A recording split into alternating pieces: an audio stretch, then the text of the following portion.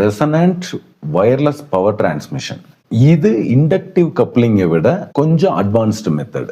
இது எப்படி வேலை செய்யுதுன்னு பார்க்கலாம். இதுலயும் அதே மாதிரி டிரான்ஸ்மிட்டர் காயில், ரிசீவர் காயில்னு ரெண்டு இருக்கும். ஆனா இதுல அடிஷனலா ரெண்டு காயில்லையுமே கெப்பாசிட்டர் வந்து ஆட் பண்ணியிருப்பாங்க.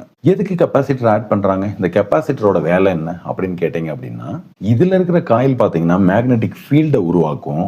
அதுக்கு பக்கத்துல இருக்கிற கெப்பாசிட்டர் இருக்கு இல்லையா, இது வந்து எலக்ட்ரிக் ஃபீல்டை உருவாக்கும். இப்ப இதுல மேக்னெட்டிக் ஃபீல்டு உருவாகி இதுக்கு பக்கத்துல இருக்கிற கெப்பாசிட்டர்ல எலக்ட்ரிக் ஃபீல்டை உருவாக்கும். மறுபடியும் இதுல இருக்கிற எலக்ட்ரிக் ஃபீல்டு அந்த காயிலுக்கு மறுபடியும் ஃபீட் ஆயிட்டு அதுல மறுபடியும் மேக்னெட்டிக் ஃபீல்டு உருவாகும். அதுல இருந்து மறுபடியும் இதுல எலக்ட்ரிக் ஃபீல்டு உருவாகும். இது திரும்ப திரும்ப மாறி மாறி நடந்துகிட்டே இருக்கும். இதை வந்து பவுன்சிங் அப்படின்னு சொல்லுவாங்க. இப்படியே மாறி மாறி ஆஸ்கிலேஷன் ஆயிட்டே இருக்கு இல்லையா, இத ரெசோனன்ஸ் அப்படின்னு சொல்றோம். இந்த ஆஸ்கிலேஷன் ஒரு குறிப்பிட்ட ஃப்ரீக்வன்சிலேயே நடந்துகிட்டே இருக்கும். அத ரெசோனன்ஸ் ஃப்ரீக்வன்சி அப்படின்னு நம்ம சொல்றோம்.